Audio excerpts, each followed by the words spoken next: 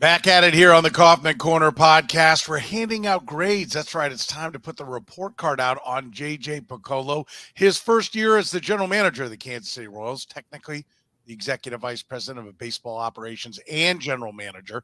That season is over. How did he do? How did he do with the hirings and firings, the roster construction, the trades, the drafts, the minor league system? We'll look at it all. We break it down right now on the Kaufman Corner. You're listening to Kaufman Corner, the most in-depth analysis of the Kansas City Royals, breaking down the Royals like no one else can. Kaufman Corner is hosted by Rany Jazayerli and Soren Petro. Rany is a co-founder of Baseball Prospectus, author of Rany and the Royals, and former columnist for Grantland, The Ringer, and The Athletic. Soren is the award-winning afternoon drive host of the program on Sports Radio 810 WHB in Kansas City.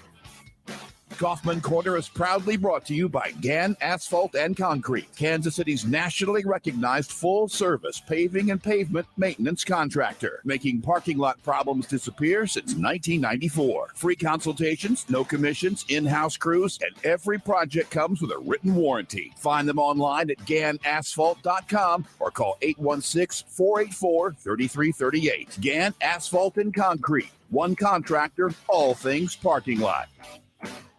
Now, here's your hosts, Rany Jazayerli, Petro.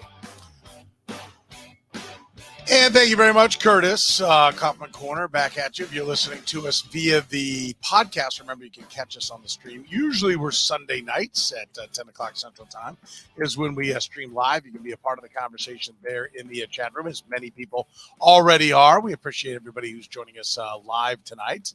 Forward to your comments throughout the course of the broadcast here tonight. Dr. Rany Jazayerli, I'm Soren Petro with you as we hand out the grade cards. Full disclosure, Rany, you've been wanting to do this for quite some time, right? At least a couple of weeks. You were ready to slap down a grade card before the season was even over. Are you accusing me of being a premature grader? Premature gradation? Yeah, maybe. Yes. Well, I'm glad we waited till the end of the year. I certainly think my grade has changed significantly from the midpoint of the season until today. Yeah. And that's what about the last 2 weeks? I made you wait for the last 2 weeks. Did it change over the last 2 weeks? Maybe a half point. We'll see. We'll see where things go. So before we give out our grades, I think it's important to set down the parameters here, which at least the parameters I'm using, which I'm assuming you're using, which is that I am grading J.J. Picollo based on purely the work he did from the time he was announced as the sole decision maker for the Kansas City Royals. I believe it was September 21st that Dayton Moore was fired by John Sherman until the end of the season, essentially 1 year.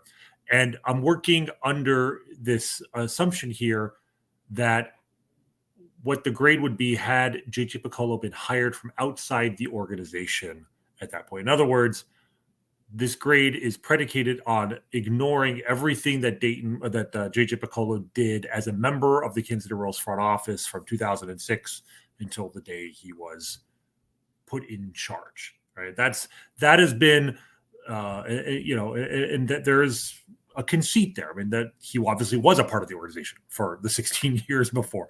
So, and that has been part of the difficulty in evaluating him as general manager is how much of the performance of the Royals that took place while he was assistant GM or GM when Dayton Moore was president should we count? And I think it's only, fair to give him a clean slate and assume that all the decisions that were made up to that point, even decisions he may have had input on, were ultimately Dayton Moore's. That is very favorable to J.J. Picollo's grade, because if we were to factor in how the Royals got into this mess, then obviously he's going to be dinged for that. I'm trying to be fair and say, let's imagine he was brought in, he was completely blameless in where the Royals were on September 21st, 2022, and solely base my grade on what has happened to the organization over the last now 12 and a half months. Is that kind of how you came up with a grade? Yes, I'm not, and I know that's hard for a lot of fans because, and I get it. He has been a part of what, built up a world championship and then watched it erode and then, plateau out at the bottom. Can you can you plateau at the bottom? What would that be? Bottom out, I guess. Riverbed down at the bottom for a little while. Yes, he was a part of that brain trust, but he wasn't making the calls. And so, yeah, we're grading him on him being the guy in charge. And that's basically been 1 year. And, the improvements or failures that he's had over the course of that time. I think it's unfair. I've always, listen, whether you like it or not, if you didn't want him or not, if, you have him as your general manager, you should only grade him based upon what he's done. If you fire him because you didn't want him and he's done a great job, that's dumb. And likewise, if you kept him because you wanted him and he's done a terrible job, that's dumb. So you have no choice. And I'm sure John Sherman evaluates him based upon what he's doing right now. And I'll say this, I do think, how much did you look at this from a big picture standpoint? Like, were you looking at it like, okay, he's got to get this grade or he's fired? Like, theoretically, you would fire him because the job wasn't good enough? Or are you looking at this in the sense that John Sherman gave him, I'm sure, a 3 or 4 year contract, and that this is the first chapter of what is going to be several chapters? Because I don't think John Sherman's going to fire. I think if they lose 106 games next year, firing him is certainly on the table. I think there's going to be an expectation that wins and losses will improve. But I personally, and maybe this shaped my grade a little bit, I don't see this as he needed to achieve at a certain level to keep his job. I think his job was intact all along. Once John Sherman gave him the job, I think he understands general managers can't be measured in days or weeks. And, they can be measured, and we're going to do it right now in a year. But I don't know that you can expect everything to be fixed in a year. No, I certainly, the way I came up with this grade was not to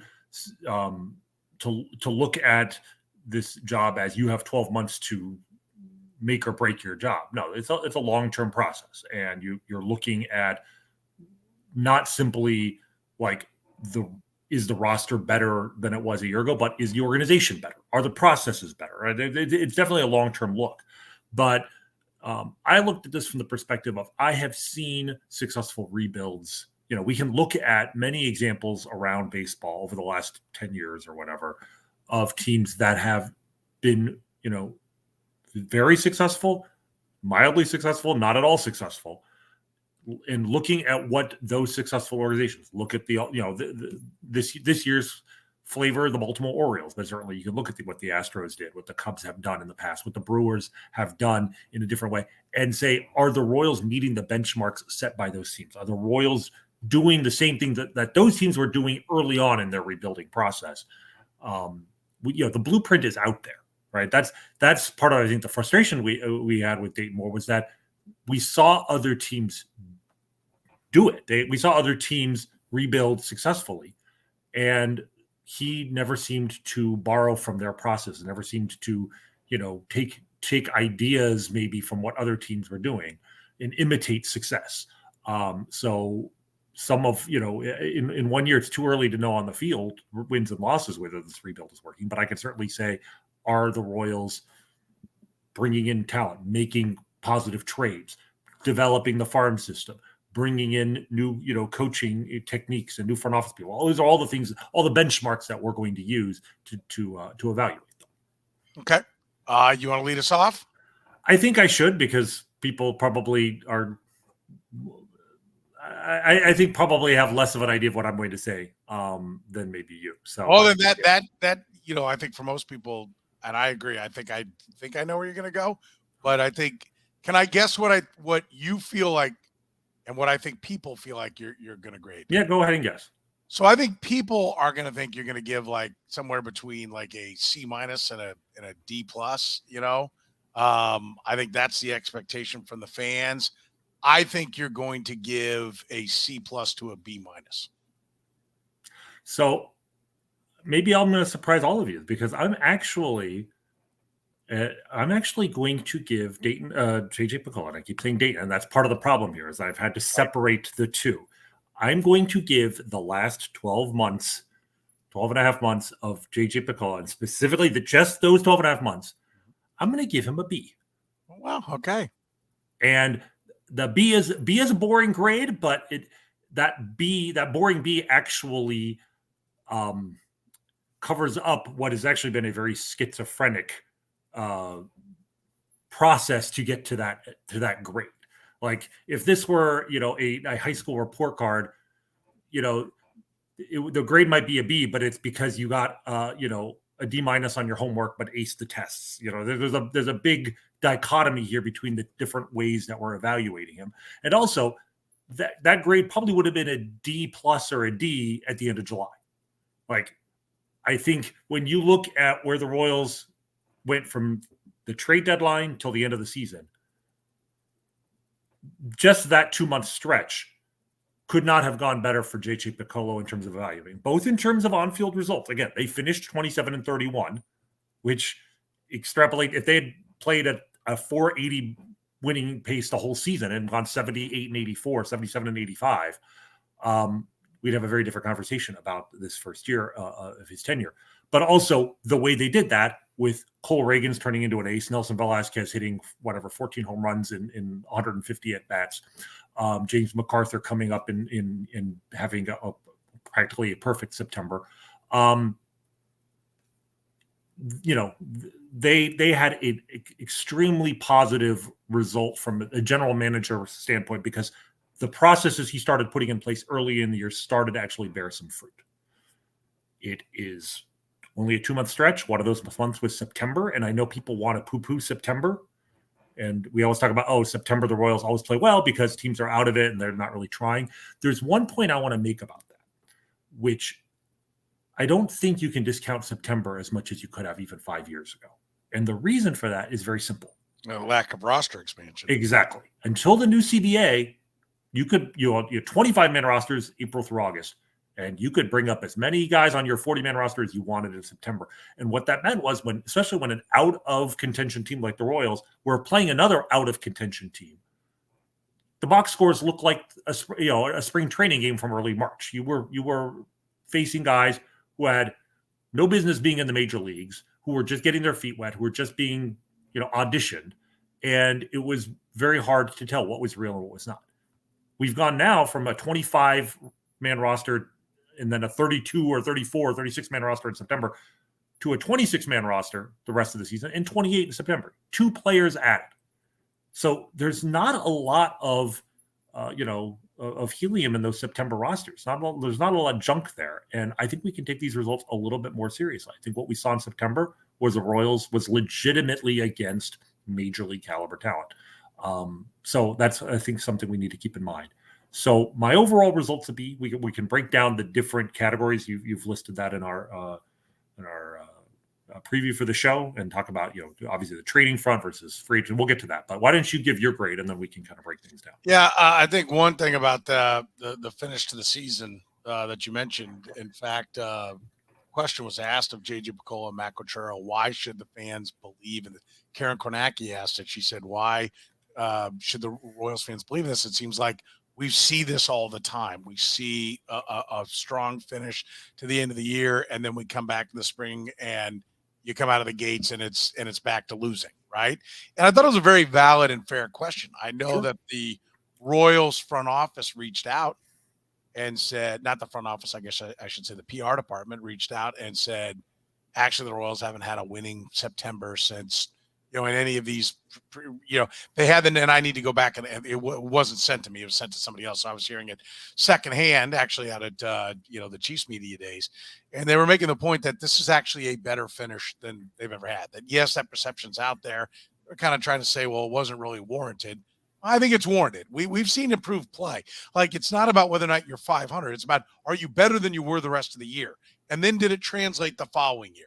By the way, how funny is that the PR department is trying to say, no, we actually were not good in the past. Like, that's John Angelos would have fired all of them if this had been in Baltimore. Like, the Orioles announcer, Kevin Brown, says one innocuous thing about how long it's been since the Orioles have beaten the Rays or something and was off the air for a week. So I guess kudos to John Sherman for letting his PR department acknowledge the truth and be like, no, actually, we're usually terrible in September too. Yeah. Yes, it is quite interesting. So they did finish strong. They finished strong, and we'll go through a number of these things. They did something I'll point out. Number one, in the midst of finishing strong, They also did it without certain pieces, right? They didn't make the team better at the trade deadline. They made the team worse for the long haul, with a big picture for the long haul, and yet they played better baseball. Um, in some ways, things were kind of starting to fit together. Um, I actually think there was a lot more quality stuff going on early than people may remember or choose to appreciate. One, changes were made. We knew Mike Matheny and Cal Elgin were probably going to go. If they didn't go, we would absolutely not be giving this grade out right now. But the people that were brought in, we asked for people that had been around organizations that understood how to develop pitching. We got that. Will they do it? I don't know. We'll see. We haven't seen it yet, except for Cole Reagans. But Matt Quatraro, Brian Sweeney, and the catcher coach, the bench coach. Zach. Well, there's Zach Bove, the assistant pitching coach too. Well, yeah, and Paul Hoover. And Paul Hoover. Right. All came from organizations that know pitching. That I wanted to see that. I got that. It needed to be done. It was done. I'm going to tell you that I think the getting rid of Adalberto Mondesi was a bigger deal than anybody realizes. Like that was just such a how many hours did we spend babbling about that? The getting rid of Hunter Dozier, early in the season, being like, okay, we're going to give you a chance to get red hot, and we're going to move you if we can. And if not, we're done with that. We're eating the contract. They ate money, right? And they're going to be eating money next year too. And that's not something I don't think ever in Dayton Moore's era did they ever eat more than that year's money. I might be wrong. Omar Infante, maybe they ate a whole year plus. But I was thinking Omar Infante, they let go in his final year. I think it was a year and a half. It was later in the second. Like Hunter Dozier was released earlier in the year before. Like I think they let him go with more time left as well as more money. Yeah. They took a risk on a player that came with risk, and Aroldis Chapman, and it paid off. They obviously got a great return so far in Cole Reagans and the younger player. I think the beginning was great, but the losses overcome, just cover all that up. I think a lot of really good, heavy lifting, quality work was done under the veil of tons of losses, right? And then the trade deadline was fantastic. And it was active. It was aggressive. They didn't just take whatever deal came down the pike, as we heard stories of the deals they didn't make as well. Maybe those will be good. Maybe they won't. We will see. I thought that was outstanding. And then they played better baseball. And, and I'll even say, we're not going to go round and round about it, but for me, Jordan Lyles did what he was signed to do, and that was facilitate the game. We're just going to have to agree to disagree on that one, but that's right. Fine. Now, that being said, we got to the end of the season, and there was really only one major change in the front office with what was a head-scratching decision on draft day to take a high school catcher.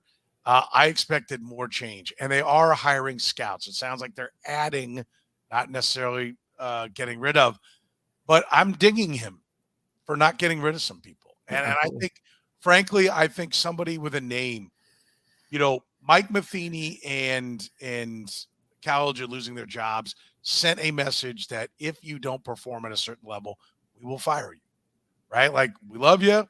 We're the organization of love, but and support, and we're there, but we're here to win. And it's professional baseball, and we're going to get it done. And so when that didn't happen, I get that backed up the bus a little bit for me. I would like to have seen a heavier hand. Again, maybe mid-season we'll see a couple of people head out, and it's just like, listen, you're on your way out. Find a job, because you ain't going to be doing your job here. We will see, and I'll view this differently. But because of that, because there wasn't bigger changes in the front office, I go B-. Hold on. I'm giving them a better grade. I'm giving JJ Picollo a higher grade than you are. Yeah. And again, I think we're pretty much on the same page. And I think the big picture is still a distinct possibility of success for JJ Picollo. I'm not down on JJ Picollo. I'm positive on him, but I really, I was prepared to go B+ coming down the stretch, and then no one was out. There was no Matheny or Eldred like move. And I'm if it works, then great. I will look back on this podcast and I will say I made a mistake in handing this grade out. He deserved a B plus. He deserved an A minus. But I think it was critically important because we still see people, here, John, I have to go back to where John said, he said, look, Royals lose 106 game and Rany gives a B, and damn, I wish I had Rany as a college professor, right? Well, and I'm not really concerned with OIM. Thank you, John, for the comment. But about what he said about you, as much as the 106 games, right? The fan base wanted a pound of flesh. They wanted someone to pay, and no one really paid. Again, and Joe's right. I've said this many, many times. He said, good for you, Soren. No one likes to see people lose their jobs. But in saying that, there has to be a message sent that this isn't acceptable.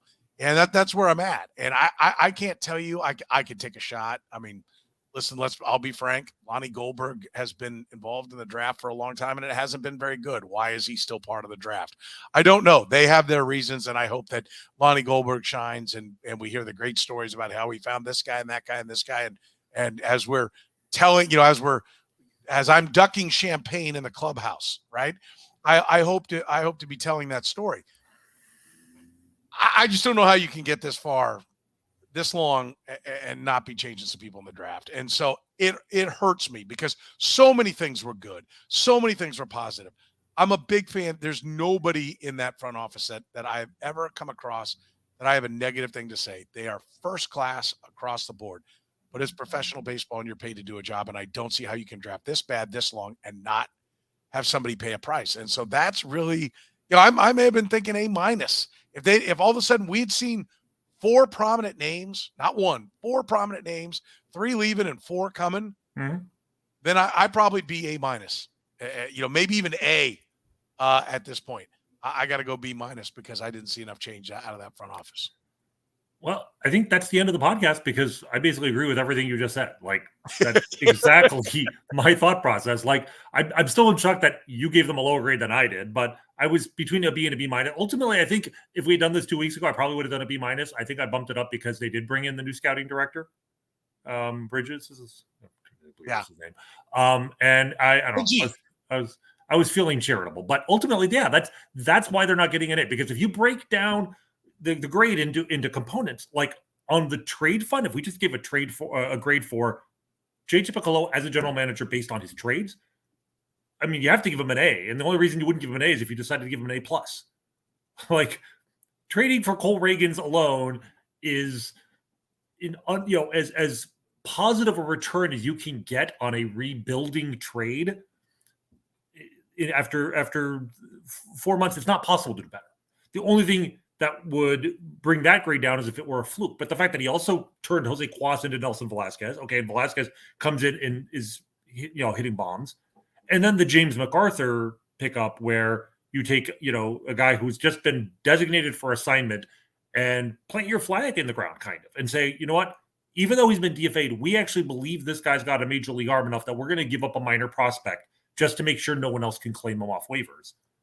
And 4 months later, he's your closer and having, one of the best months by a Royals pitcher in history, even if it's just 1 month, may mean nothing. But that is evidence of the ability to scout other teams' talent and sift through their trash and find the diamonds, right? I mean, that's what we want the Royals to do. That's what they have to do on the trade front. And those are the 3 headline trades. Obviously, there were the other deals at the trading deadline. It's funny because, the lowest moment of the season to me was probably the moment they traded Nicky Lopez for a guy who had just been designated for assignment. And I still say that the optics of that were terrible. I think if you talk to JJ, privately, he probably would admit the optics of that didn't look good, even if the trade itself ultimately probably they weren't going to get a king's ransom for Nicky Lopez. But it did obscure the fact that the other trades, I mean, the next day they traded for Velasquez, and then right at the deadline, they managed to trade Scott Barlow for an interesting arm. They traded Yarbrough for 2 prospects from the Dodgers. I can't remember if we talked about the lottery ticket in that trade, the 19-year-old Derlin Figueroa. Did we talk about how he finished the season? Yeah, well, I know at one point when he first came over, like 2 or 3 weeks in, he was really hitting. Yeah. And we mentioned it at that point. I don't know that we gave a recap for how it finished. Yeah, I mean, he was hitting. He had an interesting, line when they acquired him. He was only hitting 237 with a 372 OBP, and he only played 11 games after the trade. But it might be the best 11 games I've ever seen. Like he had a 571 slugging. No, I'm sorry, 571 batting average. He had a 1,029 OPS. No, wait a minute, that was his slugging. He slugged over 1,000. He had a 1,688 OPS. Like, I mean, it's 11 games, but still, it's like they traded for this kid, and in 11 games, he was as hot as any prospect I've ever seen. He's a 19-year-old in rookie ball, but again, those are the lottery tickets you want them to try to hit on. They got him. They got Rony Cabrera, who was the second guy in the Cole Reagans deal.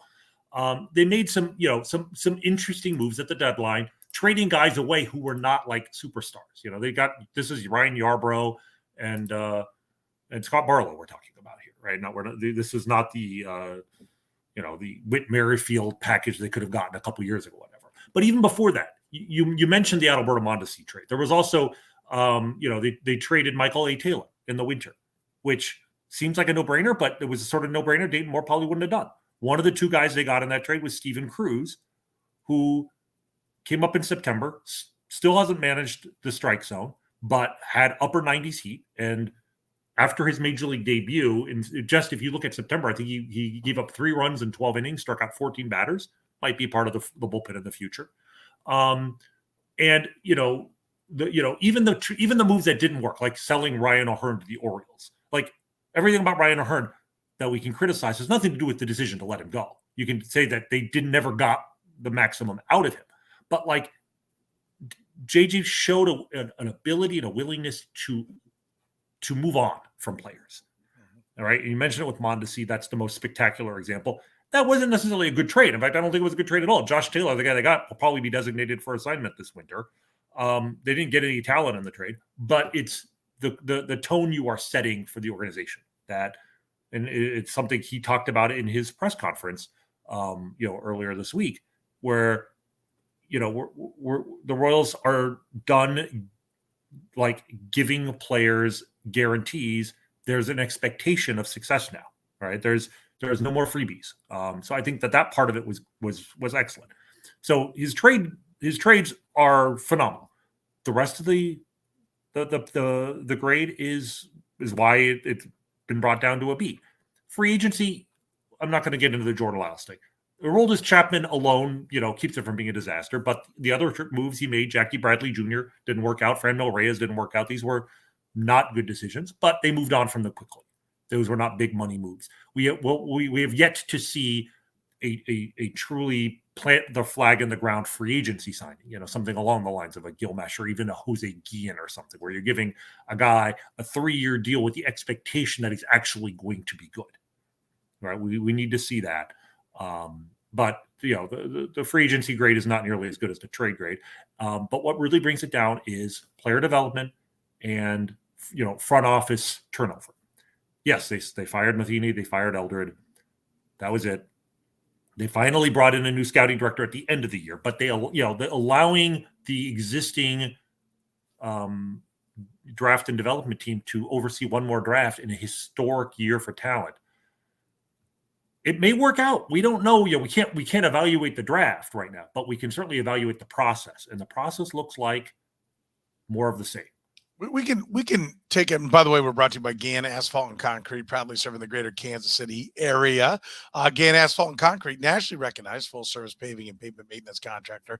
Parking lot problems, they're not a problem with Gann. They've been making them disappear since 1994. Don't risk liability in your parking lot. Get your parking lot restriped today. Brightly striped lots cut down on accidents. Keep your parking lot as safe as possible. Keep you focusing on your business. Go to GannAsphalt.com. That's GannAsphalt.com. I hear what you're saying. I actually, and I think you're right. We are going to need to grade a real free agent signing, right? Like one where they spend real tangible money. And we're not going to go round and round about Jordan Lyles. But the one thing I do like, by the way, worst ERA, I looked it up. I was like, how many players in Royals history have had 175 innings and a 6 ERA? And I expect to see Kyle Davies. I expect to see it's just Jordan Lyles, right? It's just Jordan Lyles. If you lower the innings, you will get a Jose Lima season in there. Yes, you do. At 699, 699 ERA. And believe me, I if we had a podcast back then, I would have said things about Allard Baird that I could never take back for letting Jose Lima stay in the rotation the whole year with an ERA even worse than. And I lowered it down to 150 innings and over a 550. I think there were 14 or 15 guys, and it is a treat. It is an honest to God treat because it's some of the worst years and moment. Mark Redmond is on there, but you know who else is on there? Zach Greinke's on there. There are some guys you're like, oh my God. You know who else is on there? Brady Singer this year.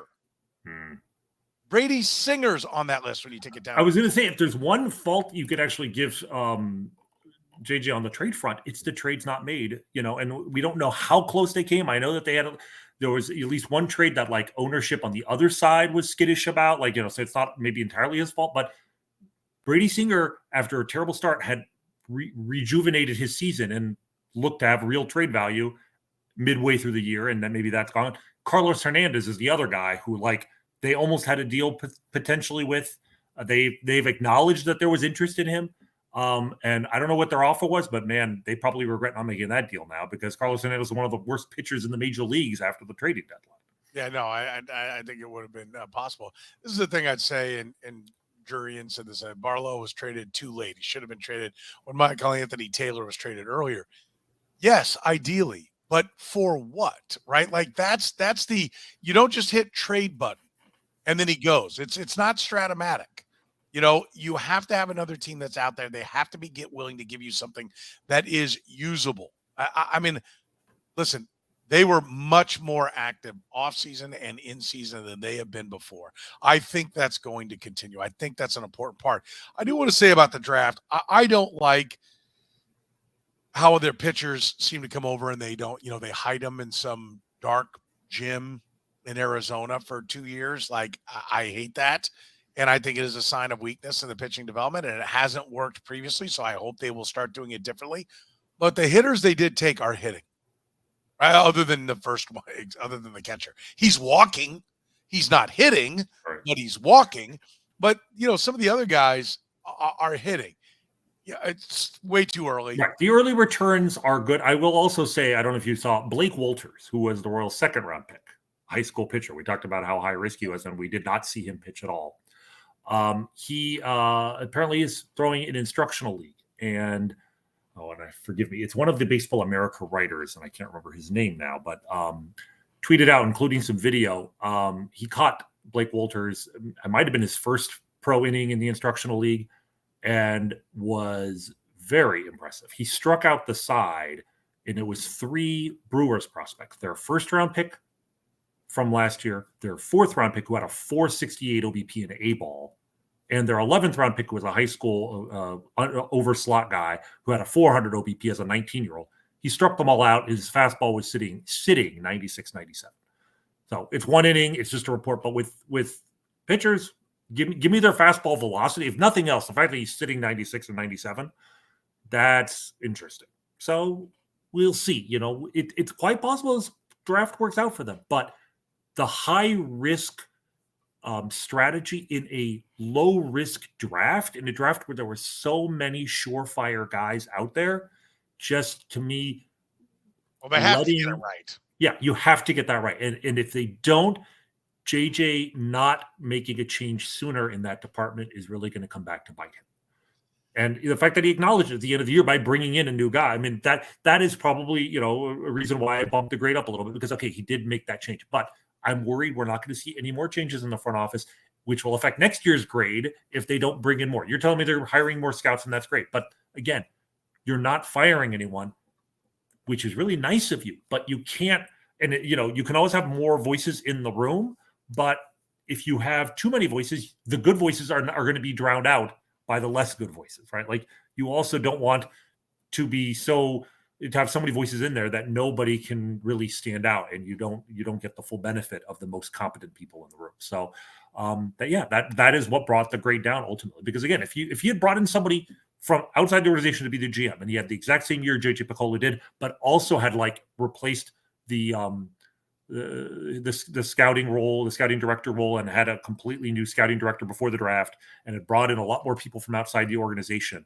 And they were also still lost 106 games at the exact same year. We might both be giving that new GM an A or A- rating, irregardless of the record on the field, because the overhaul of the organization was so complete. There hasn't been an overhaul here. There's been, they're not rebuilding the home. They are, maybe putting in a new kitchen. I'm not even sure they're doing that. It might be just, some new wood floors and granite countertops, but they're not overhauling a house that is desperately in need of a new foundation. Yeah, and so now, to me, what's going to be interesting here is, as we kind of pivot and look ahead, is what are the things that need to get done? What are we going to be talking about grade-wise next year? Right? And maybe we're premature. Maybe we should have done this after another offseason. Like, you need an offseason and grade, and we're going to go spring training forward. But we'll end up doing this offseason as part of next year's grade. And I think there are a couple of key things. Can we agree that the job is harder next year? I mean, the worse you are, the easier it is to improve, right? So if we believe that, they've made some improvements this year, then it'll be harder. I will say this, though. There's one area, again, the other area which dings their grade significantly, where they can improve and they have to improve next year, is simply the farm system rating. Like, they still have a terrible farm system. Now, I'll give him a little bit of a pass because the trades he made, the results that we saw were at the major league level, right? I mean, Cole Reagans is not a minor leaguer. He's a major leaguer, which is better, right? He's proven he can do it at the major league level. I'd rather have that. My farm system rankings only matter in so much as they lead to major leaguers. So if you can skip the minor leagues completely and just get major league talent, great. But the talent they had in the system, nobody really took a step forward, especially on the hitting side. And so all these players that they picked this year at a very controversial draft need to elevate the farm system significantly next year, or this winter he needs to go out and trade some of his existing major league talent, Salvador Perez, or cut bait on an MJ Melendez or whatever it is, make some risky trades to bring in farm system talent that then goes out and overperforms next year. If that doesn't happen, next year's grade is going to really suffer for it. Yeah, and Noah said there's no realistic expectation of any sort of quality improvement because of how bad the minors are. Yes, I get that logic, but I'll say no. I expect the minors to be better. I expect their coaching, and this is, we'll see the coaching staff. They always announce that right before next year, but I expect the coaching staff to fix guys, right? Like, guys that are struggling, I expect them to get them going in the right direction. Like, that's unacceptable. The minor leagues have to get better next year, and that's why I say the job is tougher. Year one, even though I think both of us would agree, I don't think this was an evaluation year when they left Surprise Arizona. As it fell apart, it became an evaluation year, which is smart. I use the term embrace the suck. When you suck, embrace it. You have no expectations. You can do anything you want because you're at the bottom. And so you want to evaluate guys? Fine, evaluate them. Play MJ Melendez in the outfield all year. Well, we saw that, and he didn't get better. That is unacceptable. MJ Melendez running around right field, unacceptable in my mind. That cannot happen again, right? You have to fix that. The first, now the minor leagues need to get better. He needs to win more games, and it's not all somebody else's fault. Right. Now it starts to be on you. So I think without a doubt the job gets tougher. I think this year, next year it'll be tougher than this year. The year after that it'll be tougher. Somewhere in there, if you get to the playoffs, then maybe you reach a plateau area. But the expectations are only going to grow. And so I think he's going to have an even better year next year to carry the grade that I gave him for this year, because there will be expectations. And so for me, I come back to things we've talked about. This roster has to fit. There's no way it's going to fit without making trades. So this offseason, there has to be trades, right? We agree on that. They need to find pitching. They are, by his own words, they have 3 starting pitchers next year. They have candidates, Chris Bubich coming back from injury, Daniel Lynch, maybe suddenly figuring it out and staying healthy for more than 10 minutes. but they have real questions that they have to answer. So this offseason, I expect this to be a real 26-man roster. Do I expect it to be able to handle 8 guys going on the IL and still playing at the same level? No, but I expect them to set sail from Arizona with a real 26-man roster. Weapons in the bullpen and platoons where guys aren't good enough. Massey, Drew Waters, to this point, they have not shown that they deserve to be getting everyday at bats. And so this roster needs to be constructed for that. Sure, I agree with that, and I do want to bring up something that got a lot of attention, maybe too much attention from JJ's end of season press conference when he made a comment that a goal for next year would be to win 85 games, and to be clear, that is not the expectation. I will be the first to say if the Royals win 79 games next year, I will probably consider it to be quite a success, right? Like they don't have to get to 80 to 85 wins, but the point is simply that this year I felt like there was a bit of a bait and switch where there was no explicit statement for the Royals that this was going to be an evaluation year until the season was so bad that was all that was left was evaluation.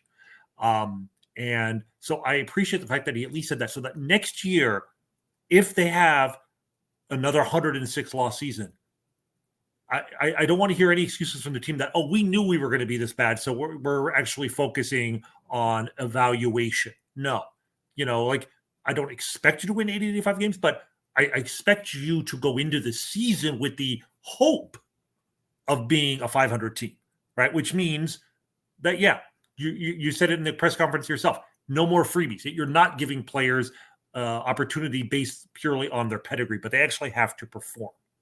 And if they don't perform, that is on you. That is on the front office. That is on the general manager in your second year. Again, they don't have to be 85 wins, maybe not even 79. Should they win 70 next year? Yeah, I think so. I think not losing 90 games would be, a very realistic expectation for next year. And that's not going to happen without some of your players taking a step forward. You've got a lot of young players on the team. There are definitely opportunities for players to take a significant step forward. You will hopefully have a healthy Vinny Pasquantino for the whole season, right? You hopefully will have Cole Reagans in the rotation for the full season. Hopefully, someone between Michael Garcia or Drew Waters or Michael Massey will take have a breakout season, right? So there's no reason why you shouldn't have improved performances. And frankly, on some areas like the bullpen and the number 4, number 5 starters, you can hardly be worse than you were this year. So you should be better. And if you're not, I don't want to hear the excuse that we knew all along we weren't going to be good, so therefore we weren't trying. That's not going to fly next year. No, I would agree. And he already set an aggressive agenda when he basically pointed out that they need 2 starting pitchers, and that's what they'll be working on. They want an outfield bat, and he has to get weapons in the bullpen for Matt Quatraro to use. That's a lot of work. Mm-hmm. Now, he did also point out that they've got $30 million coming off the payroll. Their payroll was also low enough that you can clearly see room for improvement. I was going to say, we'll talk about that maybe down, that deserves its own episode, because right now, next year's payroll with all the a full 26-man roster is somewhere like between 65 and 75 million. And they were at 92 this year. They have some money to play with. So, there's another reason why there's no excuse why they can't make improvements from outside the organization and expect improvements from within the organization. Do you think he can actually check that many boxes in one off season? Given money to play with, and given that he has talent that he can move in trades, both in terms of a veteran like Salvador Perez, but also he has enough young talent that he can part with 1 or 2 of those guys, figure out which ones you're willing to move with, yet you're not afraid are coming back to burn you, and bring in talent that way. So I am hopeful, yes, that and again, it's a lot easier to make a 56-win team better than to make an 86-win team better, or even a 76-win team. Like regression to the mean should get you another 5 to 10 wins right there. And let's also keep in mind that the Royals were probably a little bit unlucky this year. I mean, if you just look at their run differential, their Pythagorean record this year was 64-98. They were 8 games worse than you would expect based on the runs and runs allowed. And a lot of that is because their bullpen was particularly bad, which, especially in the second half, was by design. Yes, the bullpen was terrible in the second half, but when you've traded away 3 relievers at the trading deadline, that's okay. Part of the problem was Carlos Hernandez was supposed to step up and be their closer, be their most important reliever in the second half, and he was terrible in a lot of key situations. But I think that the team on paper was actually better than 56 and 106. So they're already, I think, getting a leg up to start. If you can improve the bullpen with 1 or 2 arms and make a few changes somewhere else, I think 70 wins is very reasonable for next year. I think it's very reasonable. I do always bristle at the no excuses, right? Like there's a difference between excuses and 7 guys got hurt. Sure. Right? Like, I mean, and there's, if he can't, he's the wrong guy. Enough excuses. Like, listen, I am absolutely a firm believer in you set a marker on what you think the expectation should be, so that when you get to the end, you don't go, well, you can always look back and say this, and this. There's always going to be things that go wrong. There's always going to be a reason for why you got to where you are. So I do think, I don't know, coming off a 106 loss season, that this is the year to say there's a win total. I agree. I mean, the devil's always in the details, right?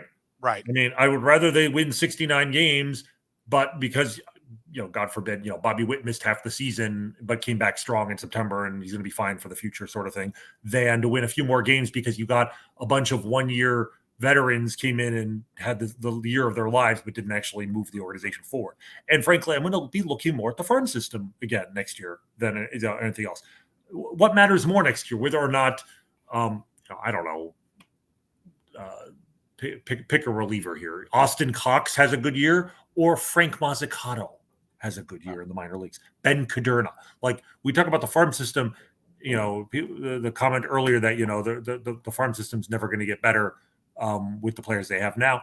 Well, they're still banking on that draft with a bunch of high school arms that are still only 20, 21 years old, taking a step forward. They were promoted this year. They made it the high A ball, but Mazzucato needs to find some velocity and start throwing strikes. Caderna needs to start missing more bats. Like, they both have something very specific to work on. They're young enough it could happen. If they don't, that's yet another reason why Lonnie Goldberg, probably doesn't warrant the position that he's in. So, and ultimately that's on JJ now, because he's the one who's chosen to keep him in the organization. I mean, there's another comment, like, there's just no rationale. I mean, it's that kind of hyperbole. It's that kind of stuff that I think is just so foolish, because the rationale would be, as you said, if both of those guys turned the corner and got all the way to AAA and were striking out 14 per 9 and are suddenly become top 25 prospects in baseball because they're about to take off, if Drew Waters, becomes an everyday center fielder, there are many reasons that you could still not be there. Right? Not quite there, but be showing signs that you're getting much closer. And especially if they move Salvador Perez, they move MJ Melendez, they move like several more pieces off. Like, when I was looking back at last year's roster, I honestly, a part of me was like, what stupid ass idea did I get about 77 wins? I mean, it's plastered all over the place. What were you thinking, Soren? I have no idea. Says the guy who predicted 77 wins. Yeah, I know. But at least I'm always wrong about the Royals. I don't know what your excuse was, Soren. Yeah, I mean, and so it's like if you would move Salvador Perez and you got 3 players, and two of them came over in A ball and one was in AAA, and the one that was in AAA came up and he's going to play center field. And, he showed like about a 750 OPS. And then 2 pitchers went from A-ball to AAA and were making big progress and looked like, okay, the next year they're going to go in battling for a starting rotation. And you still lost because Jordan Lyles and Zach Greinke and those guys are out there, but you have 2 stud starting pitchers that are coming. or appear to be starting pitchers that are coming, and another position player, to sit there and be like, well, yep, they lost 100 games. They're all gone. There are, like, sitting here right now and saying, you have to see what happens, right? There has to be, to your point, Randy, you said there has to be progress, right? But how it's measured is not exclusively measured by major league wins. And by the way, you know who ends up in a rut of just losing time and time again? Organizations that make dumbass decisions to try to win 2 or 3 more games at the big league level at the expense of building a better overall system. So putting all of this team lost 106 games. Winning a championship is not going to be determined by them losing 92 next year and somehow raising a fake trophy or a fake banner out there. Yay, we didn't lose 100 games. Or look, we got to the 70 win total. That is worthless. That is worthless. And it cannot be your focus. Yes, I expect them to be better. They should be better. But the goal is not to be a few games better at the big league level. The goal is to improve this organization from top to bottom. That's what has to happen next year. Absolutely. I mean, I love to bring up the Baltimore Orioles. Maybe today, after losing the first 2 games to the Rangers in the ALDS, is not the right time. But the Baltimore Orioles right now, being the model rebuild in my mind. Let's not forget, they brought in their new general manager and hired their new manager after the 2018 season, where they had lost 115 games. Right, in year 1, they lost 108. Year 2 was the pandemic year. They were 25-35. In year 3, they lost 110 games.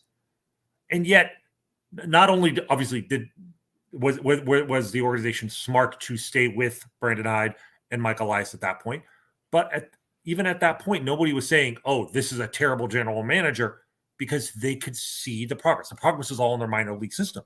But 2 years ago, the Orioles had maybe the best farm system in baseball. The progress was there, just hadn't reached the major leagues yet. And now 2 years later, they still have one of the best farm systems in the game, and they won 101 games. But the point is, when we say, they need to win 70 wins, the 70 wins is a marker for it. They need to have their existing major league players play better, right? If, like you said, if they trade Salvador Perez, and so therefore they don't get the same results from, the catching position, but they get prospects, they get talent for them, then of course we're not dinging them for that. But the problem, what was so frustrating with this year, is that they took a step backwards at the major league level and a step backwards at the minor league level, and they were starting at a pretty low position to begin with. And I'll give you one more thing, and then we can get out of here. But that is the Bobby Witt Jr. contract is going to loom large over what happens this offseason. He stated that they're going to work very hard this offseason to get something done, which is somewhat saying, like, it's a goal, right? Like, I don't think you make that statement and be like, well, if not this year, maybe next year, maybe the year after. I mean, I think they kind of feel like it's now or it's not going to happen.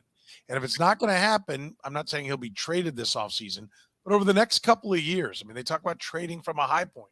You said it a lot last year. If you're not going to get him signed, trading him now, all that service time, that gives him the maximum value.